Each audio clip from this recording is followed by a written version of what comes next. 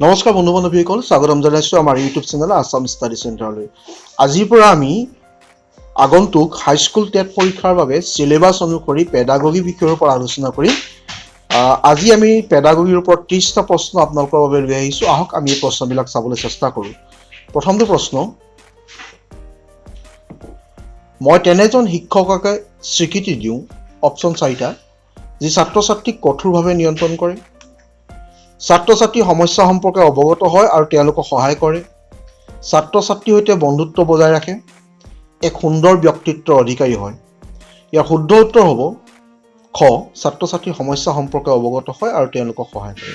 Next question, ছাত্ৰ শিক্ষকৰ মাজৰ যোগাযোগক ফলপ্ৰসূ বুলি ধৰা যাব, অপশ্যন ক, যদি শিক্ষকে লাহে লাহে পৰিপাটিকৈ শিক্ষণ কাৰ্য আগবঢ়ায়, খ, যদি এটা নীৰৱ আৰু শৃংখলিত পৰিৱেশত শিক্ষাদান কৰে, গ, যদি ছাত্ৰ ছাত্ৰীয়ে অতি ক্ষিপ্ৰতাৰে বুজি পায়, ঘ, যদি ছাত্ৰ ছাত্ৰীয়ে শিক্ষকে বুজাব খোজা ধৰণেই বুজি পায়।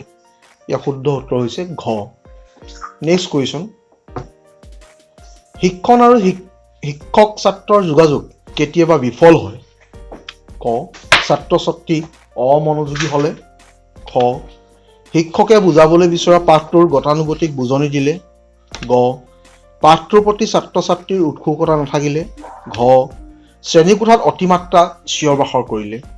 ইয়াৰ শুদ্ধ উত্তৰ হ'ব খ, শিক্ষকে বুজাবলৈ বিচৰা পাঠটোৰ গতানুগতিক বুজনি দিলে। নেক্সট কুৱেশ্যন, শ্ৰেণীকোঠাত শিক্ষণৰ বাবে কি প্ৰয়োজন হয়, ক, অভিজ্ঞ শিক্ষক, খ, উপযুক্ত শৈক্ষিক পৰিৱেশ, গ, ছাত্ৰ ছাত্ৰীৰ অনুসন্ধিৎসা, ঘ, ওপৰৰ সকলো। ইয়াৰ শুদ্ধ উত্তৰ হ'ব ঘ, ওপৰৰ সকলো। নেক্সট কুৱেশ্যন, শিক্ষকতাৰ মহৎ দিশ কি, ক, চৰকাৰী চাকৰি, খ, দায়িত্বপূৰ্ণ কাম, গ, ভাল দৰমহা, ঘ, আত্মপৰীক্ষাৰ সুযোগ। ইয়াৰ শুদ্ধ উত্তৰ হ'ব ঘ, আত্মপৰীক্ষাৰ সুযোগ। নেক্সট কুৱেশ্যন, তুমি যদি এজন ছাত্ৰক লৈ অসন্তুষ্ট, তেন্তে ছাত্ৰজনৰ উত্তৰ বহি পৰীক্ষা কৰোঁতে কি কৰিবা, ক, ছাত্ৰজনক শাস্তি দিবলৈ বুলি কম নম্বৰ দিয়া হ'ব, খ, ছাত্ৰজনৰ দক্ষতা অনুযায়ী নম্বৰ দিয়া হ'ব, গ, অন্য শিক্ষককো ছাত্ৰজনক কম নম্বৰ দিবলৈ কোৱা হ'ব, ঘ, কোনো উদ্দেশ্যহীনভাৱে ছাত্ৰজনৰ মূল্যায়ন কৰা হ'ব। ইয়াৰ শুদ্ধ উত্তৰ হ'ব খ, ছাত্ৰজনৰ দক্ষতা অনুযায়ী নম্বৰ দিয়া হ'ব। নেক্সট কুৱেশ্যন, এজন শিক্ষক হিচাপে তুমি তোমাৰ কাম কেনেকৈ কৰিবা, ক, ছাত্ৰ ছাত্ৰীসকলক শিকাবৰ বাবে তুমি তোমাৰ ঘৰলৈ মাতিবা, খ, তুমি কেৱল স্কুলতহে শিক্ষণ পদ্ধতি প্ৰয়োগ কৰিবা, গ, ছাত্ৰ ছাত্ৰীৰ সামগ্ৰিক উন্নয়নত তুমি বিশেষ জোৰ দিবা, ঘ, তুমি ছাত্ৰ ছাত্ৰীৰ দুখ গুণবোৰ জানিবলৈ চেষ্টা কৰিবা। ইয়াৰ শুদ্ধ উত্তৰ হ'ব গ, ছাত্ৰ ছাত্ৰীৰ সামগ্ৰিক উন্নয়নত তুমি বিশেষ জোৰ দিবা। নেক্সট কুৱেশ্যন, তুমি এজন ছাত্ৰৰ প্ৰতি অসন্তুষ্ট, যেতিয়া তুমি সেই ছাত্ৰজনৰ উত্তৰ বহি পৰীক্ষা কৰিবা, তেতিয়া তুমি সক্ষমতা অনুযায়ী নম্বৰ দিবা, খ, অন্য শিক্ষকসকলক তেওঁ কম নম্বৰ দিবলৈ ক'বা, গ, কোনো ধৰণৰ পৰীক্ষা নকৰাকৈ তেওঁক মূল্যায়ন কৰিবা, ঘ, তেওঁক শাস্তি দিবলৈ কম নম্বৰ দিবা। ইয়াৰ শুদ্ধ উত্তৰ হ'ব ক, সক্ষমতা অনুযায়ী নম্বৰ দিবা। নেক্সট কুৱেশ্যন, ছাত্ৰ ছাত্ৰীৰ মূল্যায়নৰ বাবে তোমাৰ দৃষ্টিভংগীত উৎকৃষ্ট উপায় কি, ক, স্কুলৰ কাম কাজত তেওঁ অংশগ্ৰহণ, খ, মূল্যায়নৰ উৎকৃষ্ট ভিত্তি হ'ল বছৰেকীয়া পৰীক্ষা, গ, তোমাৰ সৈতে ছাত্ৰ ছাত্ৰীৰ ব্যৱহাৰ, ঘ, কাম কাজত অংশগ্ৰহণ আৰু পৰীক্ষা পদ্ধতি দুয়োটাই ভিত্তি হ'ব। ইয়াৰ শুদ্ধ উত্তৰ হ'ব ঘ, কাম কাজত অংশগ্ৰহণ আৰু পৰীক্ষা পদ্ধতি দুয়োটাই ভিত্তি হ'ব।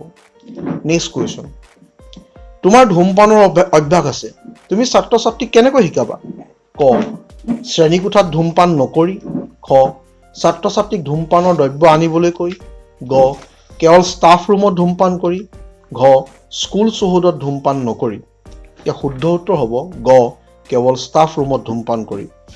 নেক্সট কুৱেশ্যন, শিক্ষকে পাঠ্যপুথিৰ উপৰি আন কিতাপ পঢ়িব লাগে, ইয়াৰ পৰা কি লাভ হ'ব, ক, তেওঁলোকক সময়ৰ ভাল ব্যৱহাৰ কৰিব পাৰিব, খ, তেওঁলোকে সন্তুষ্টি লাভ কৰিব আৰু ভালদৰে শিকাব পাৰিব, গ, জ্ঞানৰ সামগ্ৰিক উন্নয়ন হ'ব আৰু ভালদৰে শিকাব পাৰিব, ঘ, তেওঁৰ শিক্ষণ পদ্ধতিৰ সন্দৰ্ভত মানুহে তেওঁক ভাল শিক্ষক হিচাপে জানিব।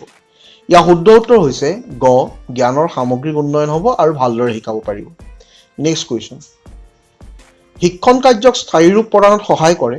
ক মনোযোগ, খ আগ্ৰহে, গ আকৰ্ষণে, ঘ অভ্যাসে। ইয়াৰ শুদ্ধ উত্তৰ হৈছে ঘ অভ্যাসে। নেক্সট কুৱেশ্যন, শিক্ষণ সদায় নিৰ্ভৰশীল। ক শাৰীৰিক মানসিক ক্ষমতাৰ ওপৰত, খ অভিৰোচনাৰ ওপৰত, গ দেহ মানসিক পৰিপক্কতাৰ ওপৰত, ঘ আটাইকেইটাই শুদ্ধ। ইয়াৰ শুদ্ধ উত্তৰ হৈছে ঘ আটাইকেইটাই শুদ্ধ। নেক্সট কুৱেশ্যন, নিজৰ অজ্ঞাতে শিকি থকাখিনি কোৱা হয়। ক সচেতন শিক্ষণ, খ অসচেতন শিক্ষণ, গ অতি শিক্ষণ, ঘ মূৰ্ত শিক্ষণ। ইয়াৰ শুদ্ধ উত্তৰ হৈছে খ অসচেতন শিক্ষণ। নেক্সট কুৱেশ্যন, এজন ব্যক্তিৰ শিক্ষণ ক্ষমতা থাকে শৈশৱকালত, বাল্যকালত, গ কৈশোৰ কালত, ঘ সমগ্ৰ জীৱন। ইয়াৰ শুদ্ধ উত্তৰ হৈছে ঘ সমগ্ৰ জীৱন। নেক্সট কুৱেশ্যন, শিক্ষণ প্ৰক্ৰিয়াই আচৰণ সংশোধন কৰে। উক্তিটো আগবঢ়াইছিল পাৰ্চিনানে, খ পেভলভে, গ থৰ্ণডাইকে, ঘ জন লকে। ইয়াৰ শুদ্ধ উত্তৰ হৈছে ক পাৰ্চিনানে। নেক্সট কুৱেশ্যন, আয়ত্তকৰণ আৰু সংৰক্ষণেই হ'ল শিক্ষণ।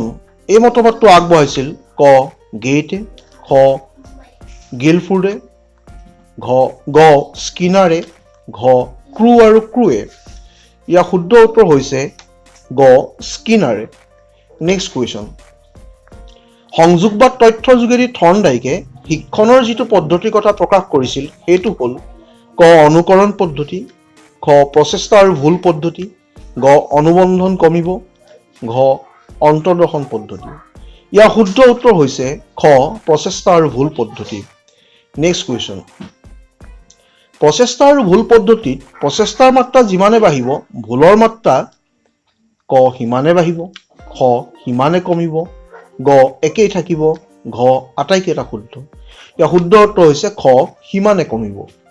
নেক্সট কুৱেশ্যন, প্ৰচেষ্টা আৰু ভুল পদ্ধতিৰ মূল তাৎপৰ্য হ'ল ক আকস্মিকভাৱে শিকা, খ অন্তৰ্দৰ্শনত শিকা, গ দেখি শিকা, ঘ ঠেকি শিকা।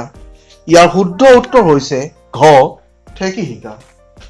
নেক্সট কুৱেশ্যন, বিষয়বস্তুৰ সূক্ষ্ম অংশসমূহৰ সামগ্ৰিকভাৱে নিৰীক্ষণ, পৰ্যবেক্ষণ অথবা প্ৰত্যক্ষণ কৰাটোৱেই হ'ল ক সামগ্ৰিকতাবাদ, খ সংযোগবাদ, গ অনুবন্ধনবাদ, ঘ আটাইকেইটা শুদ্ধ। ইয়াৰ শুদ্ধ উত্তৰ হৈছে গ অনুবন্ধনবাদ। নেক্সট কুৱেশ্যন, তুমি এজন শিক্ষক আৰু তোমাক গাঁৱৰ এখন শিক্ষানুষ্ঠানৰ পৰা নগৰলৈ বদলি কৰিলে, তেওঁলোকক তুমি কেনেকৈ শিক্ষা দিবা? ক তুমি কেতিয়াবা কেতিয়াবা নগৰত থাকিবাগৈ আৰু তাৰ পাছত শিক্ষাদান কৰিবলৈ যাবা। খ তোমাৰ শিক্ষাদান পদ্ধতি কোনো সলনি নহ'ব। গ তুমি আধুনিক ধৰণৰ কথাবোৰ শিকাবা, যেনে ধৰা ইণ্টাৰনেট আদি। ঘ তুমি অন্য শিক্ষকসকলৰ লগত কথা পাতিবা আৰু তাৰ পাছত আধুনিক কৌশলেৰে শিক্ষাদান কৰিবা। ইয়াৰ শুদ্ধ উত্তৰ হৈছে ঘ তুমি অন্য শিক্ষকসকলৰ লগত কথা পাতিবা আৰু তাৰ পাছত আধুনিক কৌশলেৰে শিক্ষাদান কৰিবা। নেক্সট কুৱেশ্যন, শিক্ষণ হৈছে এটা বিশেষ সম্পৰ্ক যিয়ে এজন শিশুক তেওঁৰ ক্ষমতাসমূহৰ বিকাশত সহায় কৰে। উক্তিটো আগবঢ়াইছিল বিউ স্মিথে, ৰায়বাৰ্গে, মৰিছনে, জন ব্ৰুগেচাৰে। ইয়াৰ শুদ্ধ উত্তৰ হৈছে খ ৰায়বাৰ্গে। নেক্সট কুৱেশ্যন, শিক্ষাদান কাৰ্য ফলপ্ৰসূ কৰি তোলাৰ ক্ষেত্ৰত শিক্ষকসকলৰ মনস্তাত্ত্বিক প্ৰয়োজনীয়তাৰ দিশ হ'ল ক অভিৰোচন, খ নিৰ্দেশনা, গ মনোভাৱ গঠন, ঘ আটাইকেইটা শুদ্ধ। ইয়াৰ শুদ্ধ উত্তৰ হৈছে ঘ আটাইকেইটা শুদ্ধ। নেক্সট কুৱেশ্যন, মনোবিদসকলৰ মতে একোগৰাকী শিক্ষকৰ বুদ্ধাংক হ'ব লাগে 70ৰ ওপৰত, 100ৰ ওপৰত, 120ৰ ওপৰত, 140ৰ ওপৰত। ইয়াৰ শুদ্ধ উত্তৰ হৈছে গ 120ৰ ওপৰত। নেক্সট কুৱেশ্যন, শ্ৰেণীকক্ষত প্ৰকৃত পাঠদানৰ পৰ্যায় বুলি কোৱা হয় পূৰ্ব কাৰ্যকাৰী পৰ্যায়ক, উত্তৰ ক্ৰিয়াশীল পৰ্যায়ক, কাৰ্য সম্পাদন পৰ্যায়ক, এটাও নহয়। ইয়াৰ শুদ্ধ উত্তৰ হৈছে গ কাৰ্য সম্পাদন পৰ্যায়ক। নেক্সট কুৱেশ্যন, কাৰ্য সম্পাদন পৰ্যায়ৰ প্ৰধান কাম হ'ল ক শ্ৰেণীৰ আকাৰ নিৰ্ধাৰণ কৰা, খ শিক্ষাৰ্থীৰ সমস্যা চিনাক্ত কৰা, গ কাৰ্য কৃতিত্ব তথা প্ৰতিক্ৰিয়াৰ বুজ লোৱা, ঘ আটাইকেইটা শুদ্ধ। নেক্সট উত্তৰটো হৈছে ঘ আটাইকেইটা শুদ্ধ। নেক্সট কুৱেশ্যন, শিক্ষকে সম্পাদন কৰা কাৰ্যৰ ওপৰত ভিত্তি কৰি শিক্ষাৰ্থীৰ কাৰ্যৰ মূল্যায়ন কৰা হয় পৰিকল্পনা পৰ্যায়ত, উত্তৰ ক্ৰিয়াশীল পৰ্যায়ত, কাৰ্য সম্পাদন পৰ্যায়ত, এটাও নহয়। ইয়াৰ শুদ্ধ উত্তৰ হৈছে খ উত্তৰ ক্ৰিয়াশীল পৰ্যায়ত। নেক্সট কুৱেশ্যন, উজ্জ্বল ভৱিষ্যতৰ বাবে ছাত্ৰ ছাত্ৰীসকলে কেৱল স্কুলত অধিক অধ্যয়ন কৰিব, পৰীক্ষাত আহিব পৰা প্ৰশ্নবোৰহে কেৱল মুখস্থ কৰিব, স্কুলত শিক্ষকৰ লগত আৰু ঘৰত পিতৃ মাতৃৰ লগত পঢ়িব, সিহঁতৰ হবি আৰু চখক অৱজ্ঞা নকৰিব। ইয়াৰ শুদ্ধ উত্তৰ হৈছে ঘ সিহঁতৰ হবি আৰু চখক অৱজ্ঞা নকৰিব। নেক্সট কুৱেশ্যন, যদি শ্ৰেণীত কেইজনমান দুষ্ট ছাত্ৰ ছাত্ৰী থাকে তেতিয়া তুমি সেই পৰিস্থিতিত কেনেদৰে পঢ়াবা? ক তেওঁলোকলৈ কোনো মনোযোগ নিদিয়াকৈ তুমি পাঠ শিকাই যাবা, খ তেওঁলোকক বুজাবলৈ তুমি মনস্তাত্ত্বিক আৰ্হিৰে পঢ়াবা, গ তুমি তেওঁলোকৰ পিতৃ মাতৃক মাতিবা আৰু তেওঁলোকৰ মানসিকতাৰ কথা কৈ দিবা, ঘ তেওঁলোকক বহিষ্কাৰ কৰিবলৈ তুমি অধ্যক্ষক অনুৰোধ কৰিবা। ইয়াৰ শুদ্ধ উত্তৰ হৈছে খ তেওঁলোকক বুজাবলৈ তুমি মনস্তাত্ত্বিক আৰ্হিৰে পঢ়াবা। বন্ধু বান্ধৱীসকল, আজি আমি আগন্তুক মিডিয়াম তথা হাইস্কুল টেটৰ বাবে আমি পেডাগগী বিষয়ৰ 30টা প্ৰশ্ন লৈ আহিলোঁ। আমি দৈনিক এই ধৰণে আপোনালোকৰ বাবে পেডাগগীৰ ওপৰত প্ৰশ্ন লৈ আহিম, কিন্তু বাৰম্বাৰ কৈছোঁ যিহেতুকে আমাৰ সময় কম, গতিকে আমি বেছি প্ৰশ্ন ভিডিঅ' আকাৰে আপোনালোকক দিব নোৱাৰিম। আমি লিংকত ডেছক্ৰিপশ্যনত লিংক দিম, সেই লিংকত যোৱাৰ লগে লগে আপোনালোকে আমাৰ ৱেবছাইট পাব, তাত আপোনালোকে পেডাগগী বা জেনেৰেল ষ্টাডি বা আন বিষয়ৰ ওপৰত বহু প্ৰশ্ন MCQ আপোনালোকে পাব, তাত গৈ আপোনালোকে ষ্টাডি কৰিব পাৰিব।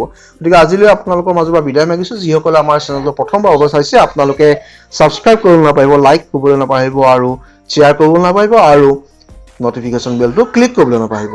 তেন্তে আজি আপোনালোকৰ মাজৰ পৰা বিদায় মাগিছোঁ। ধন্যবাদ।